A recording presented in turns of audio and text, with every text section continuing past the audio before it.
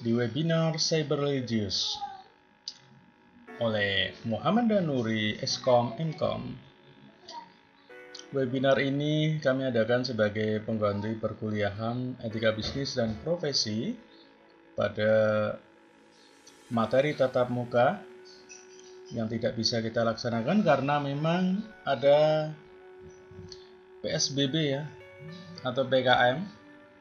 Maka kita lewat webinar ini untuk berbagi materi khusus mahasiswa-mahasiswi AMIK GTC Semarang.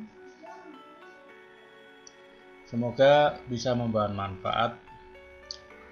Oke, materinya adalah Cyber Religious. Baik, kita mulai, kita baca bismillah. Oke, semoga apa yang nantinya kita sampaikan bisa memberikan manfaat bagi semuanya. Amin.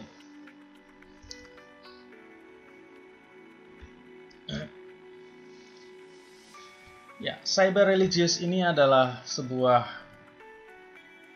pengendalian secara religius bagi pengguna komputer atau user computer. Modern IT user with religious control. Sebenarnya konsep cyber religious ini muncul di tahun 2017 lewat jurnal nasional, kemudian dilanjutkan di penelitian terapan Kemenristek-Dikti di tahun 2019 kemarin. Dan saat ini juga masih berjalan. Mari kita lihat konsep tersebut. Ya, pengendali pengguna teknologi informasi, kenapa perlu dikendalikan? Nah, kita lihat di sini bahwa cyber religious adalah konsep pengendalian perilaku pengguna teknologi informasi dengan menggunakan kendali religius. Ya. Pengendalian perbuatan, pengendalian yang mengarahkan pada perbuatan baik sesuai tuntunan kitab suci dari suatu agama yang dianut. Kita tahu bahwa pengguna IT ini memiliki kebebasan aktivitas. Dalam teknologi informasi ini perlu didukung sebuah kesadaran perilaku yang bermoral dari user atau pemakainya sehingga tidak merugikan orang lain. Kita tahu bahwa setiap user ini bebas mau kemana, mau melakukan apa. Ya, karena apa yang ada di internet, apa yang ada di dunia cyber ini disediakan memang untuk user. Siapa yang bisa menjangkau, dia akan berkuasa. Siapa yang menguasai cyber, dia akan menguasai dunia karena menguasai informasi. Nah, bagaimana konsep cyber religious ini? Begitu pentingnya bagi pengguna IT. Ya. Konsep cyber religious terdapat 6 poin utama. Di sini yang pertama adalah setiap tindakan yang kita lakukan diawasi oleh Tuhan. Ini konsep yang pertama. Karena apa yang kita lakukan diawasi oleh Tuhan, sehingga kita harus hati-hati. Jangan sembarangan, jangan menyakiti orang, jangan berlaku yang tidak baik. Karena nantinya akan diberi pembalasan. Yang kedua, perbuatan jahat mengakibatkan malapetaka. Betul sekali. Perbuatan jahat ini bisa mengakibatkan malapetaka bagi orang yang menerima perbuatan jahat tersebut, juga orang lain yang tidak terkena perbuatan jahat tersebut, dan pelaku perbuatan jahat tersebut. Jadi sebaiknya tidak dilakukan perbuatan jahat ini. Yang ketiga adalah dosa dan hukuman kita ini akibat dari perbuatan jahat kita. Betul sekali. Kalau kita melakukan perbuatan jahat, di dalam dunia nyata pun akan mendapatkan hukuman. Belum lagi kalau kita nanti harus memberikan pertanggungjawaban kepada Tuhan Yang Maha Esa. Karena perbuatan jahat itu akan menimbulkan dosa. Dan ini pertanggungjawabnya adalah setelah kita meninggal dunia akan dipertanggungjawabkan di sana. Yang keempat, satu kejahatan akan dibalas Tuhan di kemudian hari. Satu kejahatan akan dibalas Tuhan di kemudian hari. Jadi siapa menabur, dia akan menuai. Menabur padi, dia akan menuai padi berserta rumput. Menabur rumput, dia akan menuai rumput. Menabur debu, dia akan menuai debu. Menabur angin, dia akan menuai badai, dan seterusnya. Ya, ada hukum kekekalan energi. Satu energi tidak dapat hilang. Energi akan berbalik kepada pembuatnya, kepada mereka yang melemparkannya. Maka jangan memberikan energi yang negatif dalam bentuk kejahatan. Suatu tindakan itu seperti cermin. Anda lihat cahaya, di sana akan membalikkan cahaya. Ya, jadi semua akan berbalik kepada siapa yang melakukan. Yang kelima, hindari kejahatan yang hasilnya tidak akan memberi ketentraman. Ya, orang yang berbuat jahat akan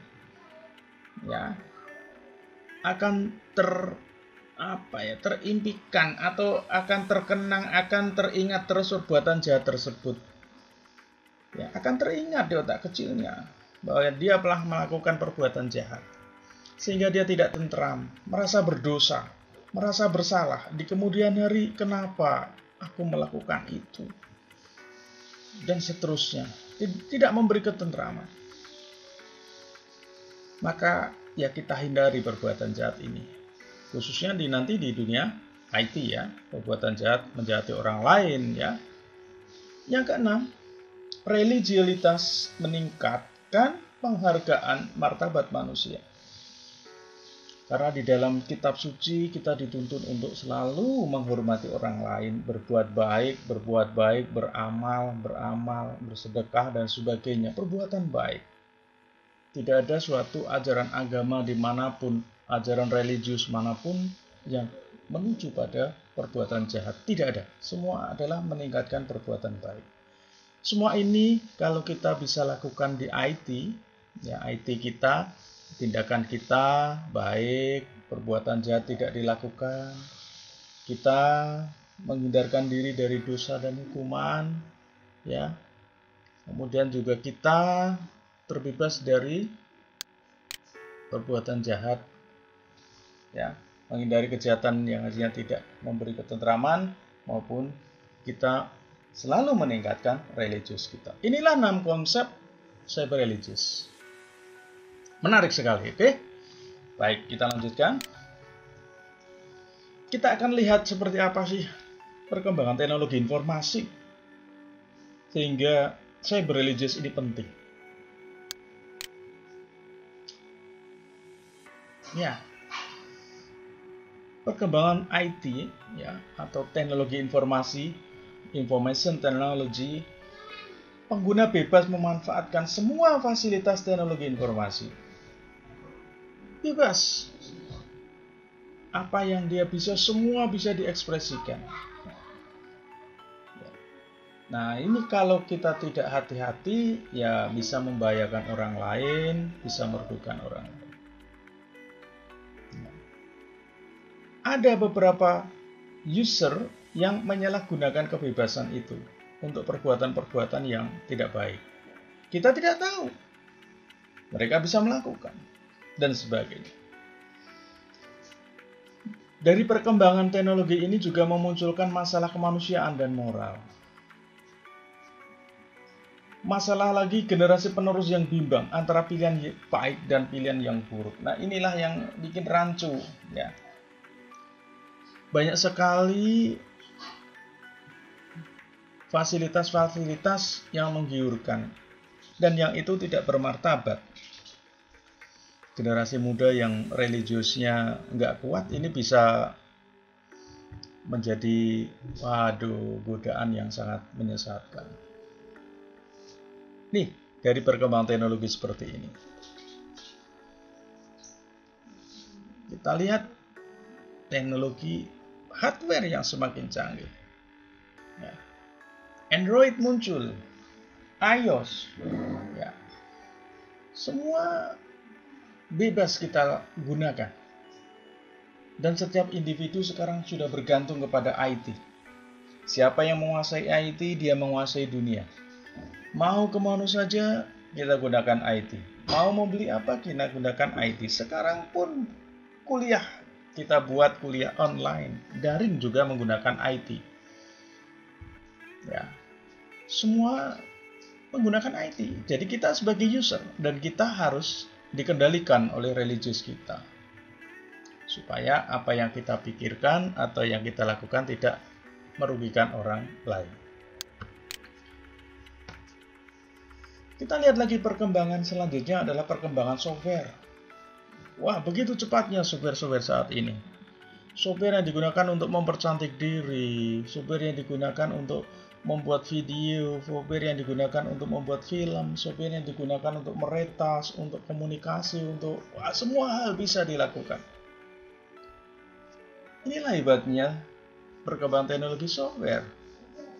Semua bisa dilakukan. Kalau kita gaptek, ya kita jadi makanan orang lain.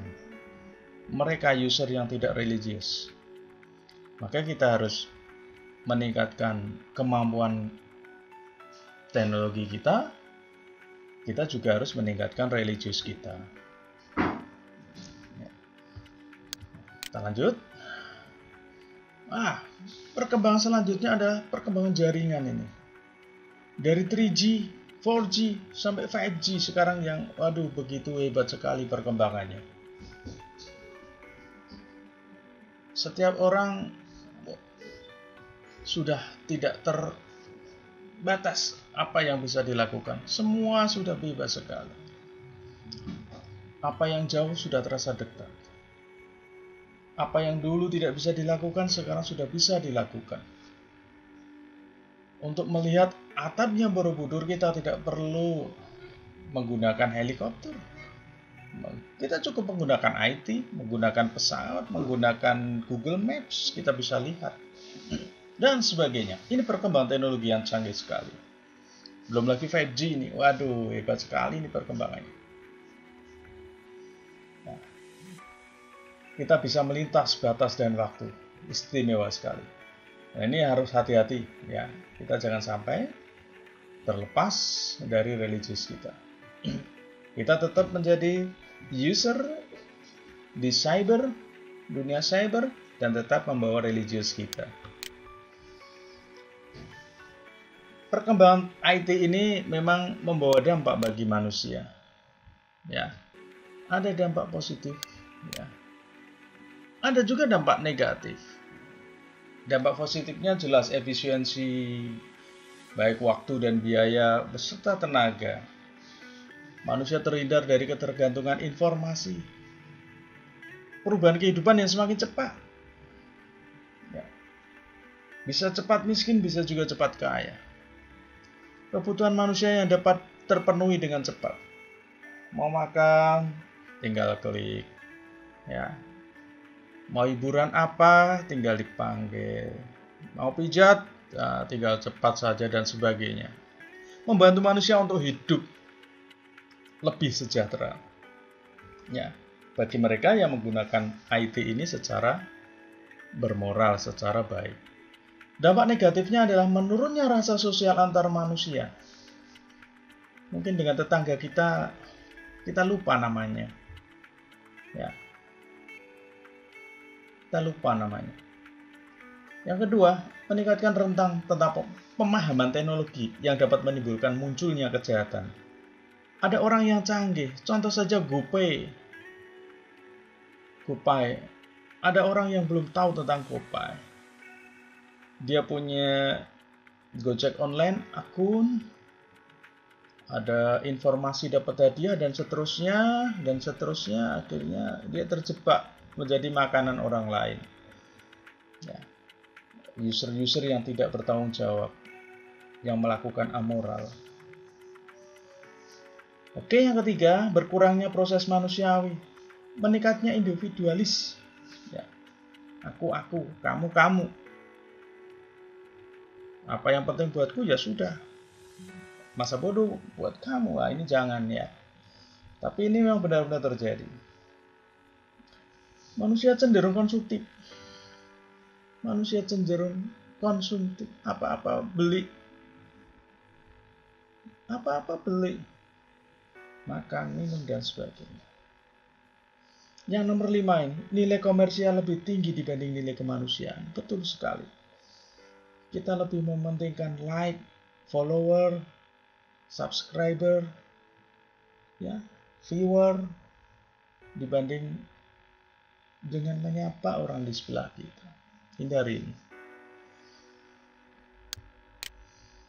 Oke.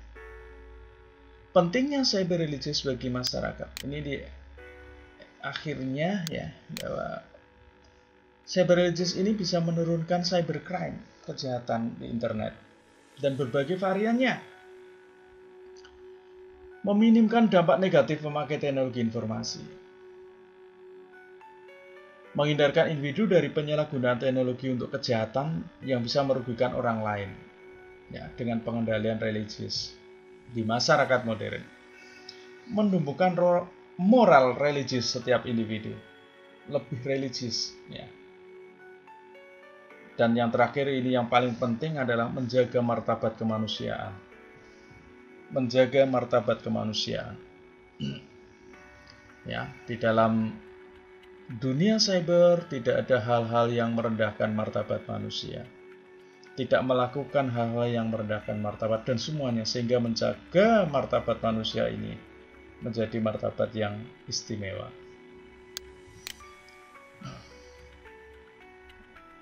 Oke, ini beberapa perilaku positif dan perilaku negatif, ya. Jadi pentingnya cyber religious adalah membekali pengguna IT dengan kendali religius agar terhindar dari tindakan amoral atau perilaku yang negatif. Menggunakan teknologi untuk tujuan yang bermanfaat. Melakukan bisnis secara profesional. Penggunaan teknologi untuk kebaikan, meningkatkan pengetahuan dan kepribadian. Hal-hal yang positif yang bisa dilakukan. Dan jangan melakukan hal-hal yang negatif, seperti mencoba hal baru yang tidak baik, ya, melampiaskan segala kekecewaan melalui teknologi, ya, menyebarluaskan hoax, menulis tentang orang lain, ya, fearful witness, ya, memberikan janji-janji palsu dan sebagainya. Menunjukkan kekuasaan dengan melakukan atau melalui teknologi yang bisa merugikan orang lain, masyarakat atau negara. Ini juga sama. Hal negatif sekali. Sampai di tingkat negara mungkin internet ini bisa diperlambat dan sebagainya. Nah, ini hati-hati sekali memang. Begitu besarnya efek dunia cyber ini bagi kemanusiaan. Baik. Ya. Nah, cyber religious ini memang pelan-pelan seperti yang dilakukan di webinar ini. Jadi setiap individu mendapatkan pengalaman, ya, 1 tetes, 2 tetes tentang materi cyber religious, sehingga mengenal bahwa penting sekali kita harus mengendalikan perbuatan kita pada saat kita menggunakan dunia cyber, sehingga hal-hal yang negatif yang terpikir di keyboard, yang terpikir dicetak, di mouse dan sebagainya, ini menjadi hilang. Ini menjadi hilang, sehingga apa yang kita pikirkan, apa yang kita lakukan ini menjadi hal yang baik. Oke, ini sudah kita implementasikan cyber religious ini, ya, di masa depan. Media edukasi online buku sudah diterbitkan, ya, kemudian media online juga bisa kita akses atau diakses di sementara masih di kuliahdanuri.com/cyberreligious, ya. Ada juga nanti sosialisasi dan pelatihan cyber religious ke masyarakat, ya, seperti webinar ini, kemudian membangun aplikasi cyber religious untuk PC dan peralatan handphone ini di masa depan pengembangannya. Kemudian menanamkan konsep cyber religious ke setiap elemen peralatan teknologi, jadi setiap handphone, televisi, radio, dan semuanya sudah menerapkan konsep cyber religius terhindar dari hal-hal yang tidak baik. Kemudian juga adanya dukungan pemerintah, ya, regulasi dari pemerintah dengan melakukan filter setiap akses yang dilakukan user. Walaupun ada user yang canggih yang bisa menerobos filter-filter tersebut. Baik, demikian ya, kita bisa diskusi live di YouTube ya, Kuliah Danuri Cyber Religious ya. Ini channelnya, bisa masuk di channel ini. Channel ini hanya sebagai sarana, bukan untuk istilahnya yang lain-lain ya. Semoga bisa memanfaatkan komunikasi antar kita. Kenapa saya pakai YouTube? Karena informasinya lebih banyak. Ya, mahasiswa, semua masyarakat harus terbuka wawasannya secara lebar dan harus bisa memilih mana yang baik dan mana yang kurang baik. Jangan lupa mahasiswa mendapatkan tugas ya. Ini tugasnya. Jadi nanti membuat video tentang pentingnya cyber religius bagi masyarakat internet ya, baik di Indonesia maupun di dunia internasional, agar setiap individu mengendalikan perilakunya saat sedang berinternet. Materi video webinar nanti akan di-share ya. Ikuti di tugasku, linknya nanti akan saya berikan atau bisa tanya kepada panitia ya. Pengiriman link video ke forum tugasku bagi masyarakat yang mahasiswa ya, maksud saya yang sudah membuat tugas nanti bisa dikirim di forum tugasku dari Google Drive saja dulu. Video dibuat secara profesional. Ini bisa lihat contohnya mahasiswa yang sudah membuat, ada Indah, ada Nur Aji, ada Sumarse di kelas sore ya. Di kelas sore, EBIS Pro sore 2020. Saya kira demikian. Kurang dan lebihnya saya mohon maaf. Wabillahi taufiq wal hidayah. Wassalamualaikum warahmatullahi wabarakatuh. Semoga bermanfaat, dengan harapan semoga user IT masa depan memiliki kendali religius.